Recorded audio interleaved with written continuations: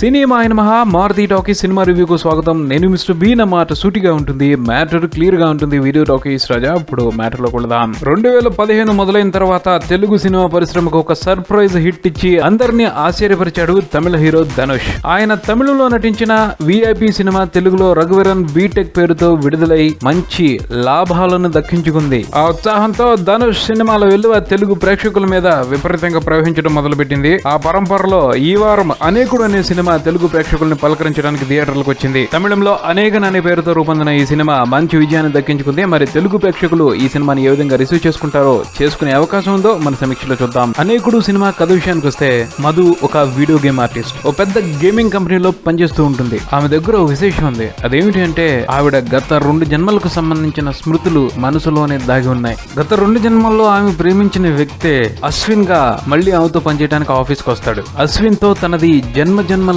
బంధం అని నమ్ముతూ ఉంటుంది మధు. కానీ అశ్విన్ తో సహా ఎవరూ కూడా మధుని సమర్థించరు, నమ్మరు. కానీ విచిత్రం ఏమిటి అంటే, మధు మనసులో ఉన్న 2 కథలకి ప్రస్తుతం జరుగుతున్న కథకి ఓ పెద్ద లింక్ ఉంటుంది. అదేమిటి అన్నది ఈ సినిమాకి సంబంధించిన అతిపెద్ద సస్పెన్స్. ఇది బ్రీఫ్ గా అనేకుడు సినిమాకి సంబంధించిన కథ.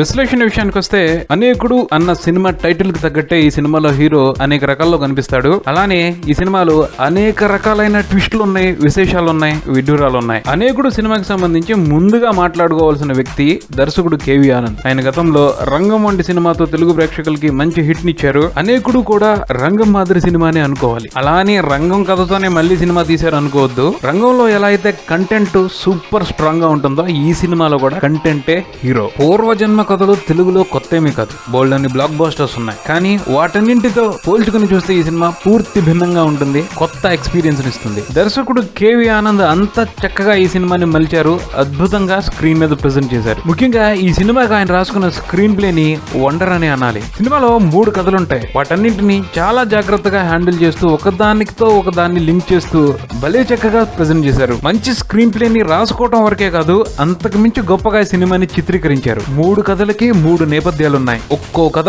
ఒక్కో టైంలో జరిగింది. అప్పుడు కాలమాన పరిస్థితులు వేరే రకంగా ఉంటాయి. వాటన్నిటిని కూడా చాలా జాగ్రత్తగా సినిమాలో ఇన్వాల్వ్ చేసి అద్భుతంగా తీశారు సినిమాని. ముఖ్యంగా సినిమా ఫస్ట్ లో వచ్చే బర్మా ఎపిసోడ్ హైలైట్ అనే చెప్పాలి. ఆ ఎపిసోడ్ ని చాలా గొప్పగా పిక్చరైజ్ చేశారు కేవీ ఆనంద్. స్వతంత్రం రాకముందు బ్రిటిష్ పరిపాలనలో ఉన్న పరిస్థితుల్ని ఎంత బాగా చూపించారు అంటే ముగ్ధులైపోతాం. అలాగే ఆర్ట్ డిపార్ట్మెంట్ కూడా ఇక్కడ సూపర్బ్ గా వర్క్ చేసింది.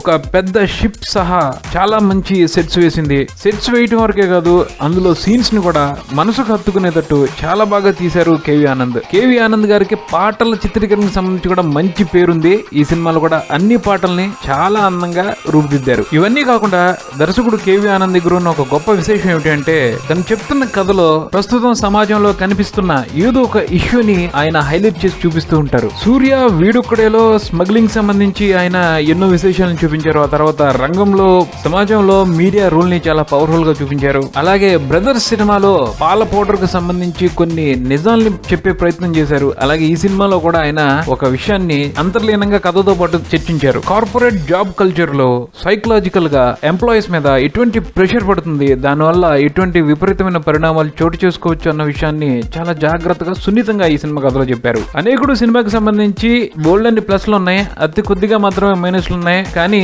ఉన్న మైనస్ లోనే అతిపెద్ద మైనస్ ఈ సినిమా క్లైమాక్స్. సినిమా మొత్తాన్ని కూడా కేవీ ఆనంద్ చాలా గ్రిప్పింగ్ గా నడిపించారు. ఒక రకంగా చెప్పాలంటే సీట్ ఎడ్జ్ మీద కూర్చోబెట్టి ఎంజాయ్ చేయించారు. కానీ ఎప్పుడైతే సస్పెన్స్ రివీల్ అయిపోతుందో ఒక్కసారిగా చెప్పబడిపోతాం. ఎందుకంటే క్లైమాక్స్ పెద్ద కన్విన్సింగ్ గా లేదు. అంత చక్కటి స్క్రీన్ ప్లే కి ఈ క్లైమాక్స్ కరెక్ట్ కాదు అని అనిపిస్తుంది. ఈ ఒక్క అంశం తప్పించే మిగతా సినిమా అంతా కూడా చాలా బాగుంటుంది. తప్పకుండా ఒకసారి చూడొచ్చు. ముఖ్యంగా డిఫరెంట్ సినిమాలు కావాలి అనుకుంటున్న వాళ్ళు ఈ సినిమాని అస్సలు మిస్ అవ్వకూడదు. స్క్రీన్ ప్లే, కేవీ ఆనంద్ డైరెక్షనే కాకుండా ఈ సినిమాకి మరో ఆకర్షణ ఉంది. అది ఈ సినిమా హీరోయిన్ అమైరా దస్తర్. ఒక రకంగా సినిమా అసలు ఆవిడదే. అనేకుడు అని కాదు, అనేకురాలు అని పెట్టాలి ఈ సినిమాకి టైటిల్. ఫెంటాస్టిక్ గా యాక్ట్ చేసింది.